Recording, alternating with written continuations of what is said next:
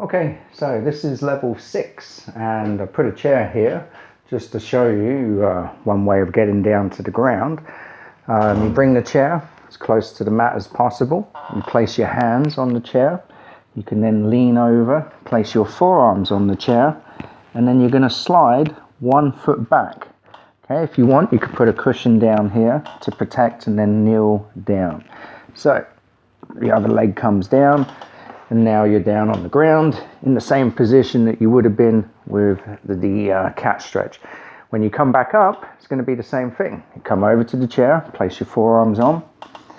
You can bring one leg up. Now, if you have trouble doing this, then you're not going to be able to do it very well. You're going to be back here and probably leaning forward and pressing up. That's okay. Whatever works. You're supported and you got the chair. Okay, so that was a good little thing to recap there. Alright, so don't do that bit. Get the chair out. Level 6, what you're going to have done at the beginning before you get down to the floor is 3 to 4 minutes of cardio. Whether that's the bike, walking, marching on the spot, I don't mind. 3 to 4 minutes at your own pace. Okay, should be easy.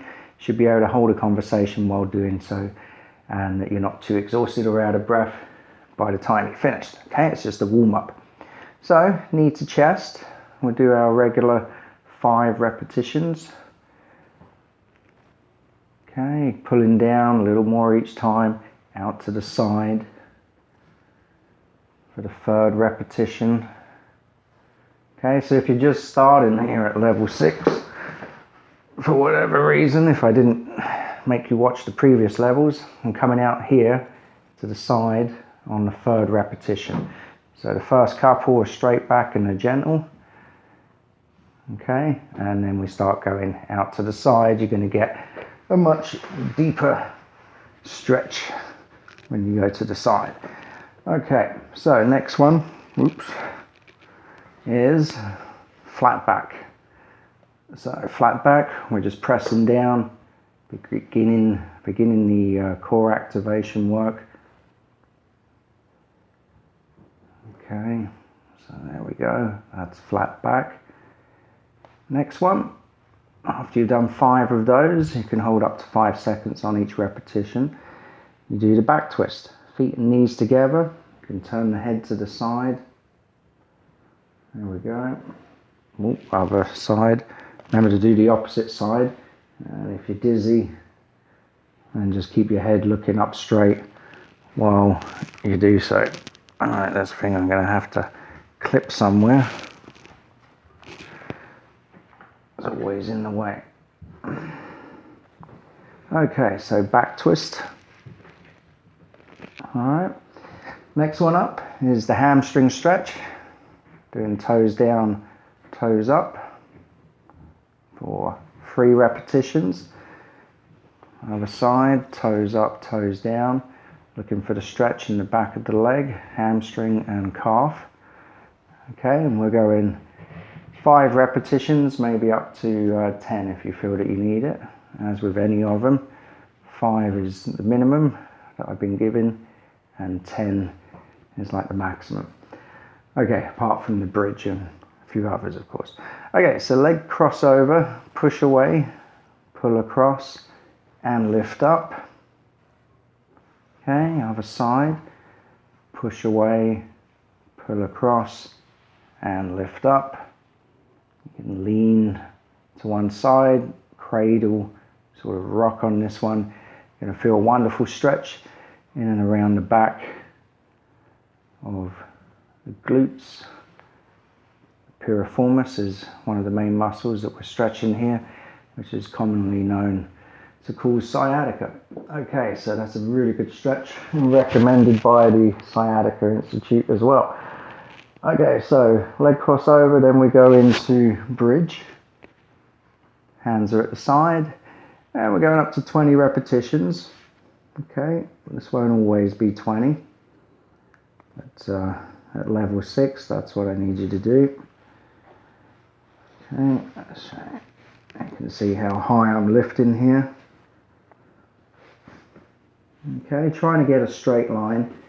by level 6. I'd let you off a little bit before at level 5, maybe you would be here, but by level 6 I hope you're trying to get that line.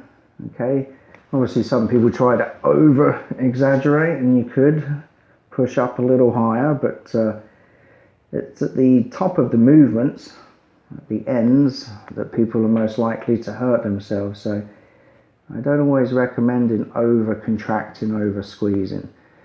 Okay, stick with the main part of the movement.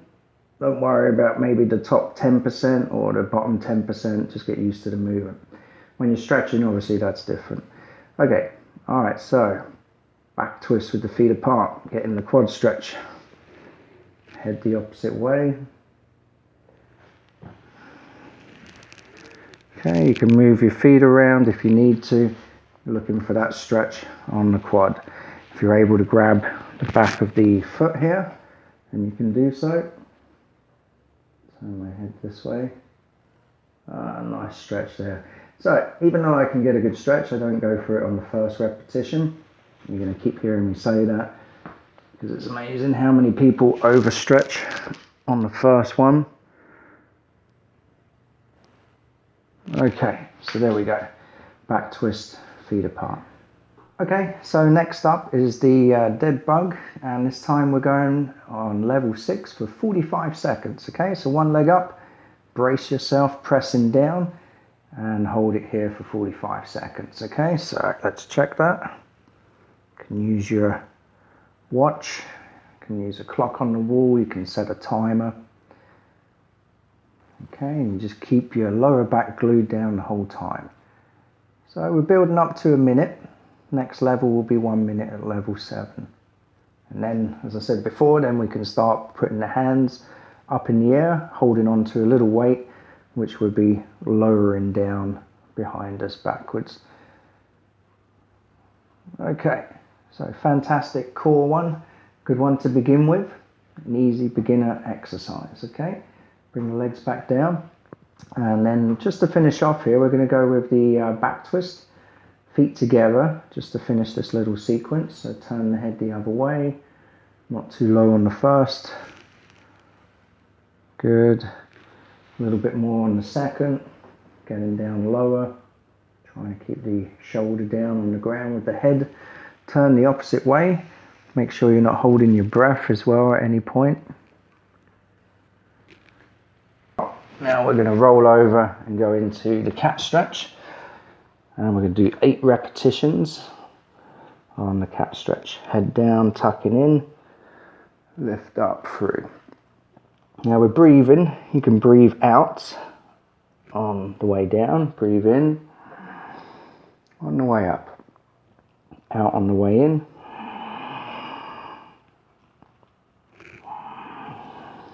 and breathe in on the way up. Breathe in and breathe out.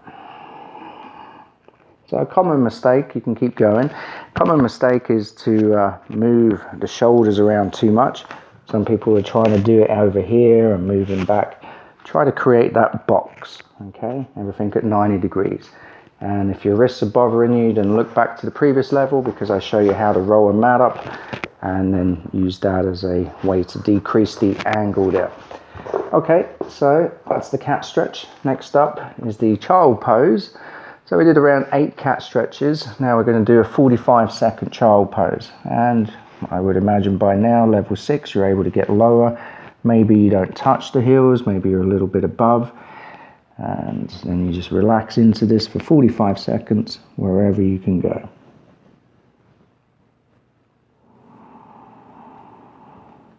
You can also add some diaphragm breathing.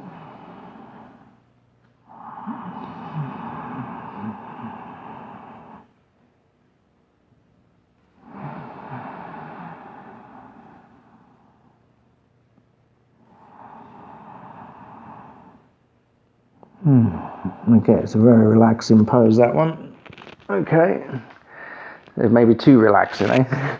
So next one will be the upward dog, or belly time is another way of calling it.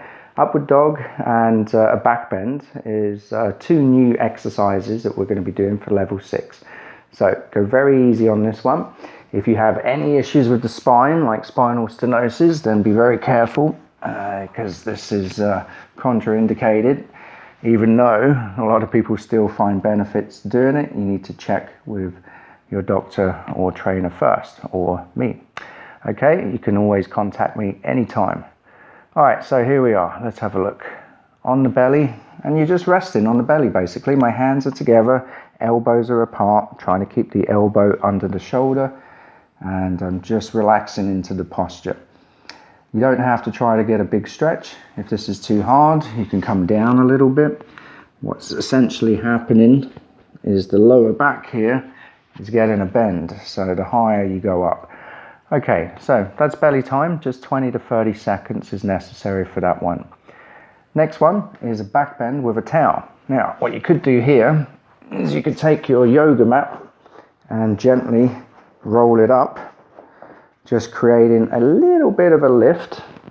Okay, the higher you go, obviously, the bigger the bend you're going to have here. And then what you would do is place your shoulder blades around the level of the fold that you have here, okay, and then your head just gently down. So I really didn't roll it much, but I do have a back bend. And for some people, and for level 6, this is good enough. This is going to build up to a back bend on one of those big exercise balls, the Swiss balls. And then eventually it can build up to the back arch that you used to do as a kid, where you would push in and lift everything up. But I'm not going to do that one right now either myself. So enjoy the back bend. Just similar, around 20 to 30 seconds, okay? Don't overdo, especially if you have a forward bend in your posture. That one can be quite tough. Okay, so that's the back bend. And then next up, we go back up for the calf stretch or calf raises. Last time we did it with a 1-inch block, and then this time we're going to do it with a 2-inch block. Okay, so let me show you how to do that. Okay, so we're going to do the calf raises next. Last time we were using a 1-inch block, which was 2 of these. Now I got 4. So we're going up to a 2-inch block. Just going to press it up here against the wall. And as I said on the last level, you want to do this leaning against the wall, or you can use a chair to hold on to. If you want, you can even do it without holding on to anything. Okay, so get the ball of the foot on the edge, and then up and down nice and slow. Okay, so 2 inches now. I'm starting to feel a bit of a stretch. Next level, we're going to go up another inch, and then by the time we get up to 4 inches, you can do it off with a step, and you can go for the full stretch at the bottom. This is just a way to build you into it. Okay, so calf raises. And for the calf raises, we're working up to 10 repetitions now. We're going to do the wrist stretch. So gently pulling back. 1, 2. So we're going to go for 8 repetitions with the wrist stretch. Remember to be gentle. Apply the pressure to the back of the hand, not to the fingers. A lot of people go for the fingers and kind of miss the point because we're stretching here through the wrist into the forearm. If you do go for here, at least have a little bit on across the knuckle. Okay, there we go. You could even grab the thumb. It's just a lot of people I know have pressure or get too much pressure in on the joint. So obviously grabbing the whole hand is going to be a little safer. Okay, next up will be the 5 neck, side to side. 2. So soon you won't be doing this one because the others are going to be much harder. Okay, so 5 of those on each side, and then we're going for the tilts. Now last time I showed you, you could use your hand, which assists you, but basically we're bringing the ear down to the shoulder and then gently tilt over to the other side. So not too hard, don't force this one too much. Okay, so 5 tilts, to the side, and then a new one we're going to try. Now this one most people struggle with in the beginning. We're going to jut the chin. It's a good word, eh? Jut the chin forward, and then pull back into a double chin. Jut your chin forward, pull back into a double chin.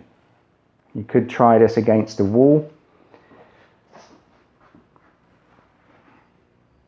trying to pull your head back. Okay, not sure if you can see me there. Just do a little angle change. Okay, so you could do it leaning against the wall and trying to pull your head back. Okay, a lot of people I've trained have got head posture down here with a round back, so you know they're going to do sort of a head tilt, but it's the double chin, right? Depends on how good your posture is. If we're down here working on things like this, it's going to start activating these muscles to pull your head backwards. Forward head posture, or head falling off syndrome, is what I've called it in the past. Okay, all right, so well done. That's it for level 6. Now we can go on up to level 7. Well done.